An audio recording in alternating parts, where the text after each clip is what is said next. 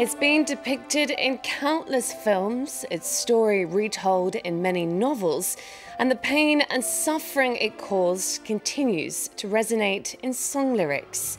As the world marks 100 years since the start of World War I, we take a look at what role art played and the cultural legacies that were born from the warfare. Hello and welcome to this special commemorative encore show. Today we're taking you to the frontier of the pivotal years for the art world. As Marc Chagall once remarked, the war reformed our forms, destroyed the lines and gave a new look to the universe. And it all started with a single shot on a sunny Sunday morning in Sarajevo on the 28th of June 1914. Teenager and die-hard Serbian nationalist Gavrilo Princip fired his pistol, killing Archduke Franz Ferdinand and his wife, lighting the fuse for the First World War. In the space of exactly a month, Europe went from peaceful prosperity to a conflict that would bring down 4 empires and cost around 20 million lives, according to historians, changing the world forever. The Archduke and his wife were killed just moments after leaving a reception at Sarajevo's City Hall. The stately neo-Moorish edifice saw both world wars and was later converted into a library, only to go up in flames during the Bosnian Serb siege of the city in 1992. Many men and women risked bombs and bullets to try and save the historic books, and now a dedicated team are trying to salvage what they can of the country's cultural history. Luke Brown and Lauren Roy have more. It's been home to Bosnia's National Library, as well as Sarajevo's City Hall. The Vijećnica is now at the heart of the World War I centenary events. It's here that the final photo of Archduke Franz Ferdinand was taken minutes before his assassination. The library was destroyed during a bombardment by Serb forces in 1992. 200,000 books went up in flames. Dedicated employees saved some of the most valuable pieces. In the flames and the ensuing catastrophe, we lost an enormous cultural treasure, the heritage of Bosnia-Herzegovina's National University Library, which represents the country's cultural identity. For the past 19 years, the library has been located in this former military barracks. The lack of resources is clear. Centuries-old books await restoration in basic storage conditions. Culture is not one of the Bosnian government's biggest priorities. So tight is the budget that the workers haven't been paid for 8 months. We can only take very basic measures to protect the books. Most of the documents were, of course, damaged in the fire, but there were also a lot that were so old that they really needed to be restored or repaired. So if you bring together these two factors, it's easy to understand why we're in such a difficult situation. Much hope lies with this man, Bosnia's only trained book restorer. He spearheaded efforts to save many of the fragile manuscripts from destruction in the 1992 fire. Now he toils away, repairing the paper, restoring the ink, and rejuvenating the collection's works, piece by piece. He faces a mammoth task. I always say that to finish the restoration of the library's collection, it will take me 7 lifetimes. With just one life, there's no way I can do it all. The state doesn't care about what we're doing. Young people don't want to do it. After all, it's badly paid.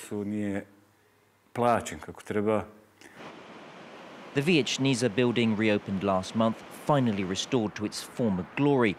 There's no guarantee, though, the library and its book collection will ever return. Sarajevo City Council is demanding it occupy the emblematic site, another sign of the scale of the challenge confronting Bosnia's cultural heritage to not be forgotten by history or by the nation. Well, artists are marking this centenary in different ways, and one of those is through film. The Pont de Sarajevo, or the Bridges of Sarajevo as it's called in English, premiered at the Cannes Film Festival and will be screened during the commemorations in Sarajevo this weekend. It's a documentary anthology which includes 13 short films by 13 different directors, amongst them Jean-Luc Godard, and deals with different moments of the city's past and present. It's a mosaic of critical, artistic perceptions of universal issues symbolised by a historic place such as Sarajevo. Here's a sneak peek. Sarajevo, Sarajevo, Sarajevo. To je moja država, Bosna. Moje Sarajevo okružuju planine, sve okolo same planine. Inače nas ne bi mogli napasti kao što su prije. Živimo ovdje. Mi smo vjerovali u političko jedinstvo svih Jugoslovena. No te'n recordes? Tu no vas veure res de Sarajevo. I prođe, al ti si zauvijek. Sarajevo moje, moj jedini je svijet. So films are one way artists are marking the anniversary, but what if you could immerse yourself in the film?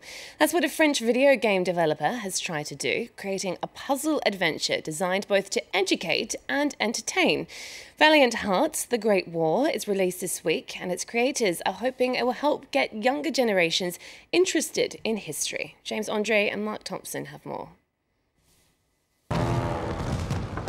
Set amongst the mud and blood inside World War I trenches, Valiant Hearts is an epic based on history. It's the story of 4 characters living amidst the horrors of war. My closest friend, Emil, in your twilight years.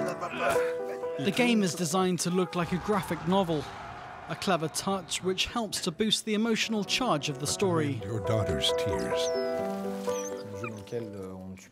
In this game, the player doesn't kill anyone. We wanted to show people what this war represented for our ancestors, most of our great-grandparents, to give an idea of what they went through, what really happened then. During testing, we progressively realised that the players started reading about the historical facts, started researching World War I. We managed to interest people, make them curious. By the end of the game, players usually feel very moved by the story, and above all, they feel like they've learnt a lot. The game's developers have worked with historians and World War I experts to make sure that everything is as accurate as possible. There's even an integrated encyclopedia, which players can open at any time. The atmosphere in the game is very close to what World War I must have felt like, especially the battle sequences. They have worked a lot on the sound, the explosions are very realistic. They've got very close.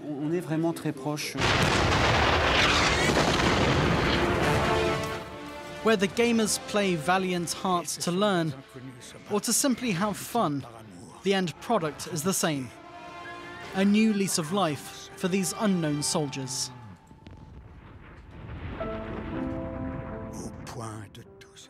Well, music also played a vital role during the fighting to help keep up morale and as an emotional outlet. But it's feared that hundreds of military marches, drinking and love songs are falling out of popular memory. Radio France decided to re-record some of these songs to play over the airwaves during the summer. Fabienne Norviel and Julia Seeger have more.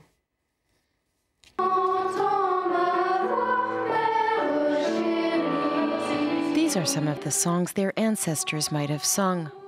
Popular and patriotic, these tunes told of love and loss and helped free the French spirit during the Great War. Working with the children's choir, Radio France has now recorded the music that otherwise may have been long forgotten. There are lots of songs about fathers dying and mothers who waited for the letter that never arrived. There are a huge number of children who lost their father in the war and they had to be brave. Radio France recovered dozens of scores from the French Library archives for their choir that brings together both children and adults and will broadcast them daily this summer. When we reopen the door on the past, we understand. We understand why people did it for 4 years, how they held on to the front line, the home line, why in the trenches, in the factories, in the families, in the schools, they held on. In the name of the ideals, the hatred, the hope, the goodwill, in the name of these principles. It's also a way to help younger generations relate to an event that may seem very distant to them. All the dads were in the war. It must have been very sad for the children and the fathers themselves. It talks about the war and shows us war's cruel.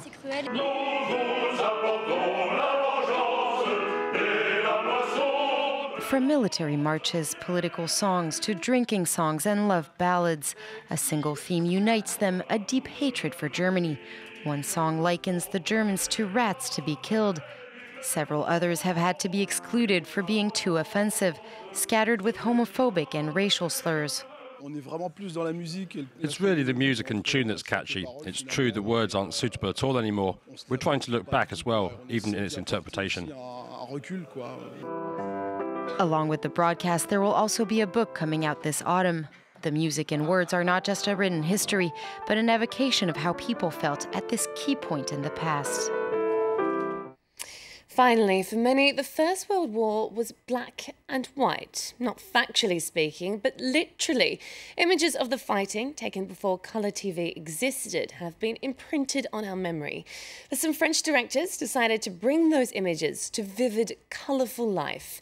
Apocalypse, the First World War, uses actual footage filmed by soldiers, war correspondents and private citizens, but fully colourised. We're going to leave you now with an excerpt from that documentary series. Don't forget, you can get more on the day that changed the course of history on our website at france24.com. Until next time, thanks for your company.